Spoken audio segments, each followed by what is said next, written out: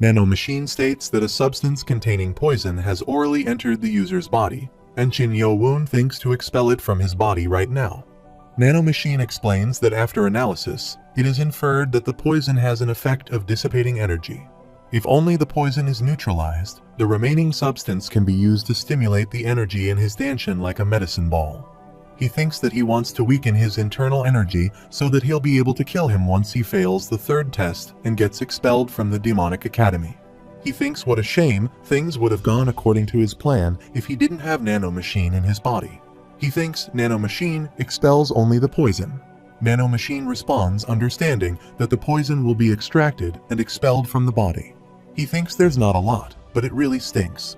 Nano Machine replies that the poison has been expelled, and the remaining substance is reacting positively with the energy circulating through the 14 meridian points in his body, stimulating the danshin. Meanwhile, he thinks that it has an effect similar to the dragon medicine ball. If so, let's try Kai meditation using the 1000 martial breathing techniques. He thinks that if he's right, this is a huge blessing in disguise.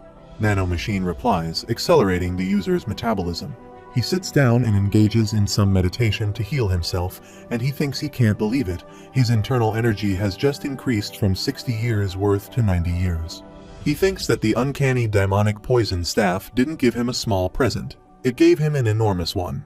Still, he can't believe the Poison Clan acted so boldly. He thinks he would have really been in trouble if he didn't have Nano Machine and thinks this is all a result of his misjudgment. He thinks he got lucky this time and swears he'll never be so short-sighted again. He thinks, damn it, he can't wear this shirt anymore while holding his stinking shirt. He thinks about what this is. There's a faint, cold breeze, and there are cracks in the wall. Now that he thinks about it, the sound felt off back then, as if the inside of the wall was hollow. He thinks it crumbled with just some light taps. With a bit of digging, he should be able to go through it. He breaks the rock and tries to go out. He thinks he'd find a larger cave, but it is connected to a tunnel and tells Nano Machine to activate night vision mode. Nano Machine says, activating night vision mode on the user's eyes. He thinks, did they block it off on purpose? If that's the case, there's probably something hidden here. Nano Machine replies that a faint light has been detected inside the tunnel. He thinks about how light there is and wonders if there are some luminous stones.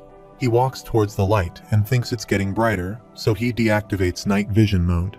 Nano Machine deactivates night vision mode on the user's eyes as he reaches a huge hall and asks what this place is, then jumps inside the hall. He thinks he can't believe such a place was hidden inside the detention center and considers that was probably the exit as he looks at the door. He thinks, but seeing how it's been blocked off, this place must no longer be in use and wonders what this mark is as he notices some scratches on the ground. He observes there's more than one, and the marks seem like something akin to a monolith that was dragged. He thinks, wait, a monolith, no way, and tells Nano Machine to activate augmented reality and scan, while he considers that it displays a 3D model of the sapphire monolith that was on the first floor of the Precious Library. Nano Machine activates augmented reality in the user's vision, recreating a 3D model of the scanned sapphire monolith from the first floor. He inquires whether he can discern the marks on the floor of this vacant room and wonders if it is feasible to analyze whether one of the marks here pertains to this monolith. Nano Machine asserts that he will cross-examine the monolith with the markings on the floor, and upon completion of the cross-examination, it becomes apparent that this location serves as the original site of the first floor monolith. Contemplating as he did before, he deems it a perfect match and contemplates recreating and cross-examining the monolith on the second floor as well. Nano Machine acknowledges his understanding and confirms that the area over there appears to be the original site of the second floor monolith. He ponders whether this truly constitutes the original location of the sapphire monoliths, yet questions why they were segregated by floors during relocation, rather than being consolidated, and the nature of this stone pillar. He asserts that it is the heavenly demonic sword art, while he recollects that there is a singular martial art that comes to mind when one thinks of the lord of the heavenly demonic cult. Reflecting on the greatest and most powerful martial art within the demonic cult, he concludes it to be the heavenly demonic god art, a revered knowledge among all cultists. It is so esteemed that even those outside the demonic cult refer to it as one of the 3 great god arts. However, he wonders about the heavenly demonic sword art, whether it pertains to a breathing technique or a sword technique. He ponders why he has never encountered it before, recalling Guard Zhang's mention that the strongest sword art the Lord learns is the heavenly demonic sword techniques. Could this be the name of the ultimate sword technique inscribed on the sapphire monolith? He instructs Nano Machine to cross-examine this handwriting with the ancestors' writing on the monolith. Nano Machine confirms that his analysis indicates identical handwriting. Recollecting a conversation with a bearded individual who remarked, "If isn't it unfortunate," he remembers rumors suggesting that the heavenly demon ancestor had left a sword technique of his epiphany here. Qin Yo-woon inquires about the heavenly demon ancestor's epiphany, concluding that the true name of the absolute sword technique born from the heavenly demon ancestor's final epiphany is the heavenly demonic sword art. Observing the holes shaped like a rising dragon, he wonders about their significance. He examines the holes, pondering their message, and considers whether they might be related to the number of holes once again, proceeding to count them. He observes that there are 24 holes, coinciding with the 24 movements of the heavenly demonic sword art, and he cannot think of any other likely connections. Contemplating why someone would create holes in the shape of a rising dragon, he reflects on the concept of a rising dragon as a bright light appears at the top of the pillar. He wonders if it could indeed represent a dragon, noting that the light hurts his eyes. Reflecting on the use of light to conceal a secret instead of darkness, he finds it to be a subversion and concludes that nothing left behind by the ancestor has been easy to obtain. He asks Nano Machine if he can adjust his light perception. Nano Machine confirms he will activate anti-light vision mode, prompting him to express disbelief as he notices small writings on the luminous stones, exclaiming "Eureka!" He requests Nano Machine to scan all the writings on the luminous stones, to which Nano Machine responds with understanding. He then plans to recreate 3D models of the stones to examine them up close. Nano Machine confirms that it will recreate 3D augmented reality models of the scanned luminous stones. Reflecting on his next steps, he resolves to sort these stones by their relevance to martial arts. Nano Machine responds by informing him that it has found writings and drawings for a breathing technique on 24 of the stones. Qin Yo-woon considers that the holes on the stone pillar indicate something specific and states that Nano Machine eliminates all stones except these 24. Nano Machine acknowledges, comprehending the command while attempting to touch the holes and conjecturing that this inscription pertains to a breathing technique. It surmises that one must channel internal energy through precise pressure points while executing particular movements. These movements are perceived as identical to those of the sword technique depicted on the sapphire monolith. It finds this revelation unbelievable, desiring Qin Yo-woon to execute the breathing technique utilizing the exact movements from the techniques of the heavenly demonic sword art, with the holes aligning to form a row. He considers that employing normal breathing techniques allows him to regulate his Kai, whether sitting up with his legs crossed or lying down, making it easier to breathe. He contemplates how peculiar it seems, realizing he simply must attempt it. He instructs Nano to provide him with information on the stones, from the head of the dragon to the tail. Nano Machine acknowledges, saying it comprehends and proceeds to implant information into the user's brain. He ponders the act of breathing while controlling Kai in accordance with the breathing technique. Nano Machine responds that potent energy is swiftly coursing through his 14 meridians, simultaneously analyzing and compiling data as he begins practicing. Outside, the guards yawn as he practices, becoming noticeably fatigued. He questions Nano Machine, asking how long he has been engaged in this activity, to which Nano Machine replies that he has been in motion for 2 hours. He queries the statement, indicating that he has been practicing for 2 hours, yet instead of feeling fatigued, he feels refreshed. He contemplates that the flow of his Kai seems to accelerate with each repetition of his movements, while Nano Machine confirms that the energy circulation indeed quickens. Considering this, he wonders if he should attempt to utilize his Kai. Taking position within a magical circle, his aura expands outward, and he observes that the Kai flow has significantly increased. With this swifter Kai flow, he finds he can release his Kai much more effortlessly. He reflects that it's incomparable to the 1,000 martial breathing technique.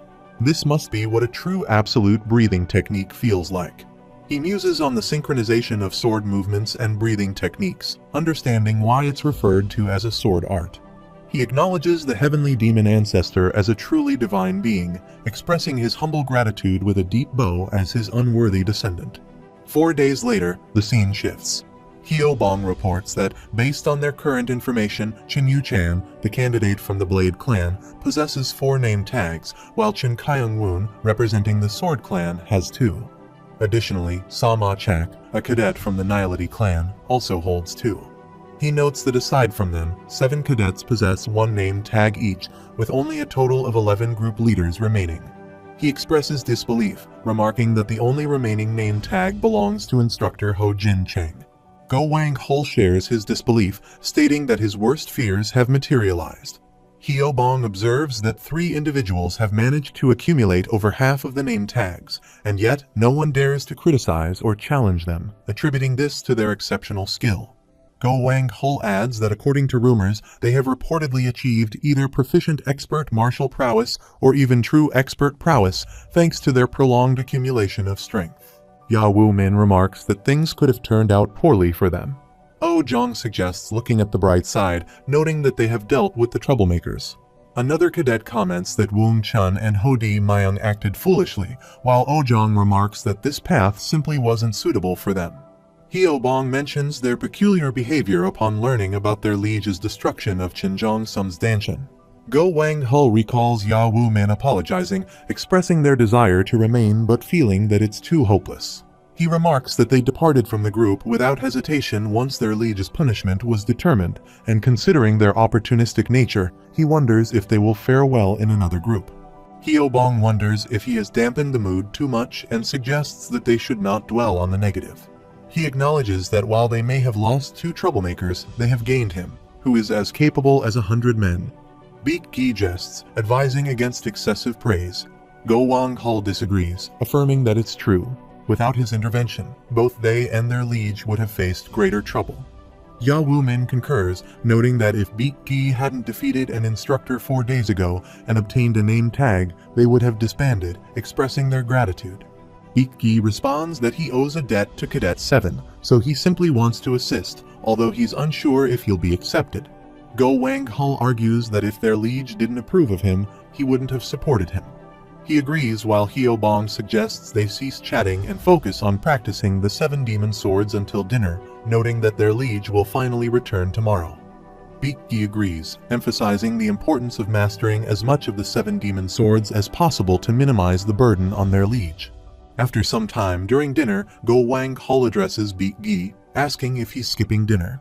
Beak Gi responds that he typically skips lunch and only eats dinner, but he ends up having lunch because of the group.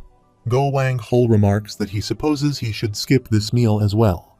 Beak Gi inquires why he would do that. Go Wang Hul explains that even though it's temporary, as the group leader, he needs to look out for him. Beak Gi assures him that he's heading straight to the training facility, so there's no need to worry, adding that they'll return to the dorm together afterward anyway. Go Wang Hul acknowledges this, to which Beak Gi responds that he's fine and encourages Go Wang Hul to enjoy his meal. Ho Jong observes that his desire for food is evident, finding him easy to read, while another cadet believes he's deep in thought. Ho Jong announces that he and Hyobong will go, urging Go Wang Hul to enjoy his meal. Go Wang Hul becomes excited and asks if they'll do that for him, while Hyobong, surprised, questions why he would skip dinner. Oh Jong reiterates that, as he mentioned, Go Wang Hul is the group leader, then departs, expressing gratitude and leaving Beak Gi in Go Wang Hul's care. Hyobong wonders if he doesn't have a say, and they both hurry toward Beak Gi, who questions why they aren't having dinner. Oh Jong responds that missing a meal won't harm them, and that they've come because Go Wang Hul, as the temporary group leader, shouldn't risk getting into trouble. Beak Gi remarks that they are overly concerned, and Cadet 7 won't even be able to have a meal once he's out. Hyobong thinks to himself that he's very hungry. The scene shifts to in front of the individual training facility, where Beak Gi mentions that Oh Jong doesn't have to follow him anymore since he's utilizing the expert training facility. Oh Jong responds, saying, well, he never knows. Beak Gi assures him they're almost there, pointing in a direction.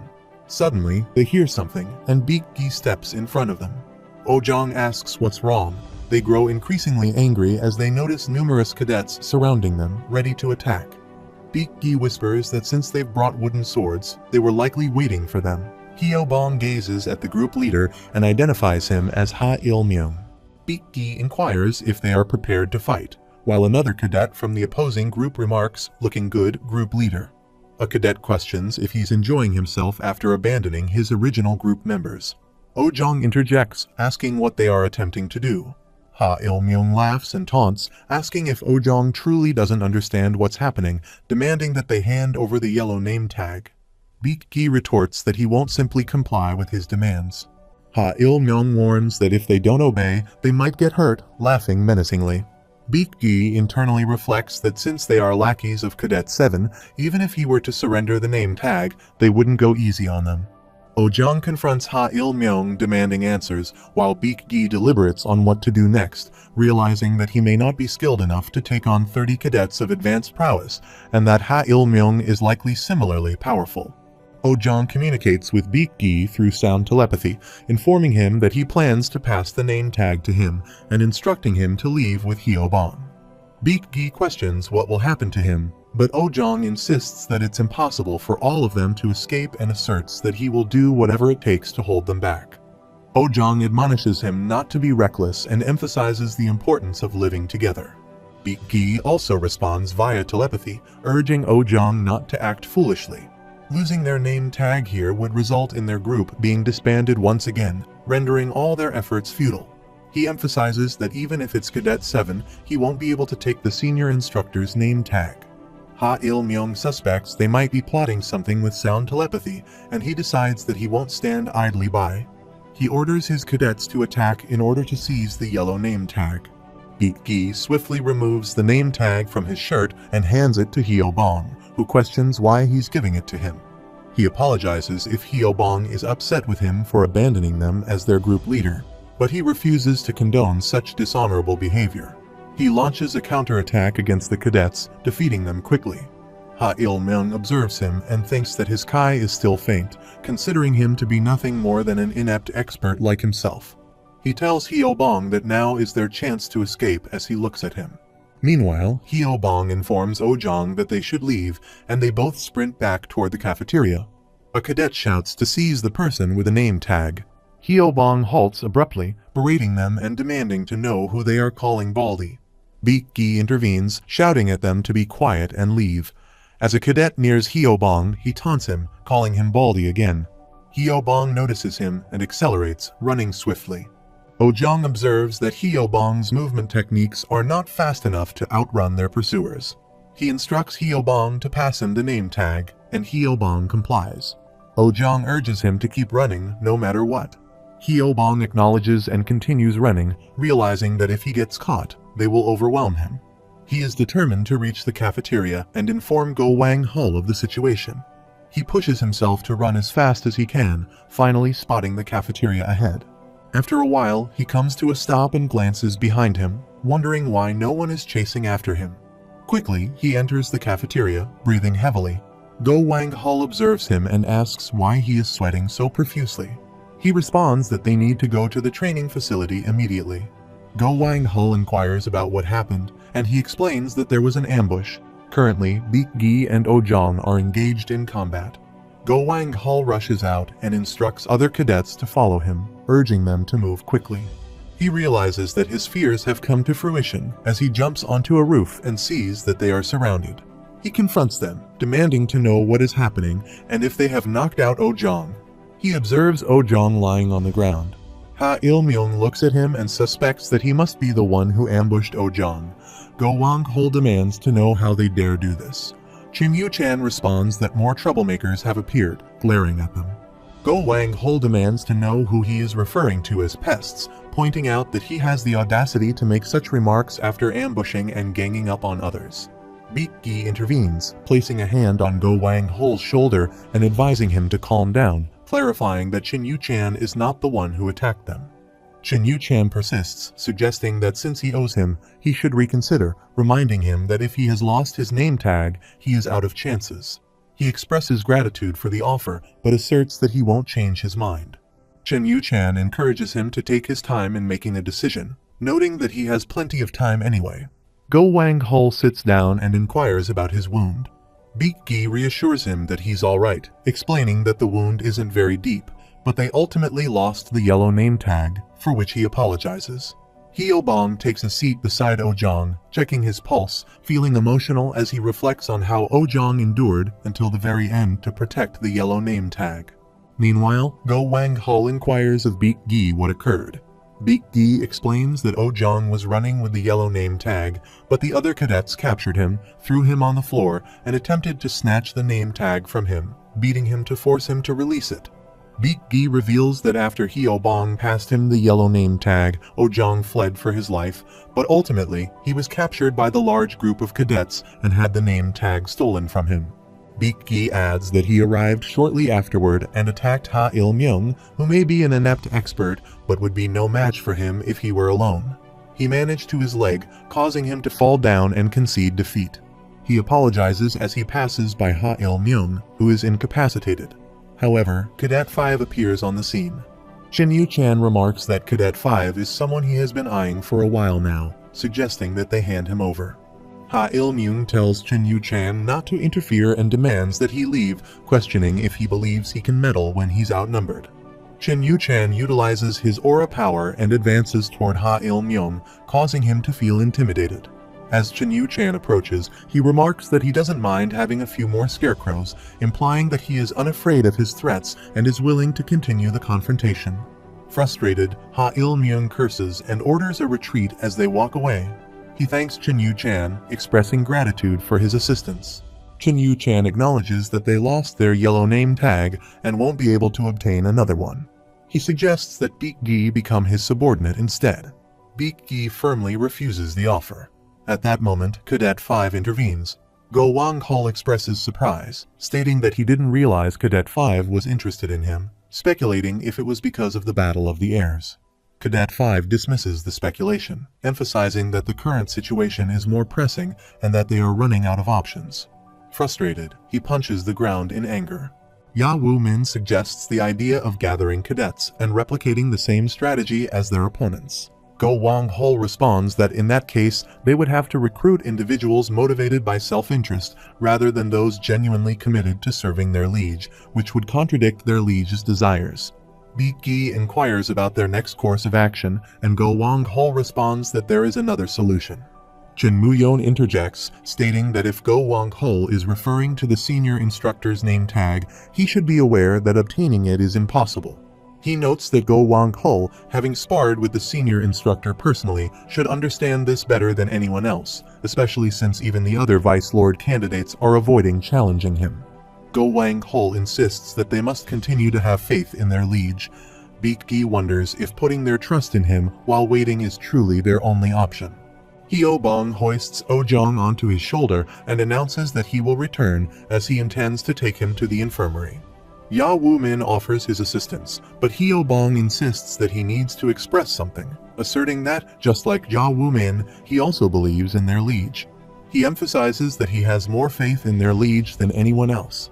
However, he doesn't believe it's right for them to simply wait and rely on him.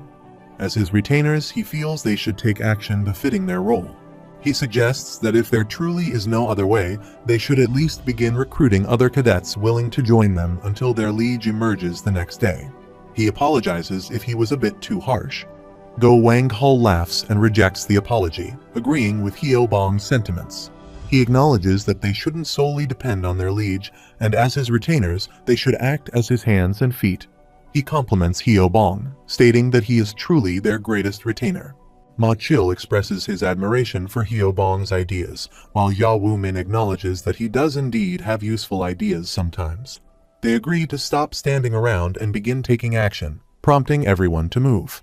The next morning, around 8 a.m., Martial Instructor Lim Pyong rushes to the scene, wondering if Chin Yo-woon endured his punishment well. Recognizing that today marks the end of his punishment, he instructs them to open the door as they arrive at the entrance of the cave where Chin Yo-woon was confined. They open the door and inform him that his punishment has ended, but he remains in meditation. As Chin Yo-woon emerges, Lim Pyong observes him and thinks to himself that despite his ordeal, his body appears resilient and his eyes are brighter than before.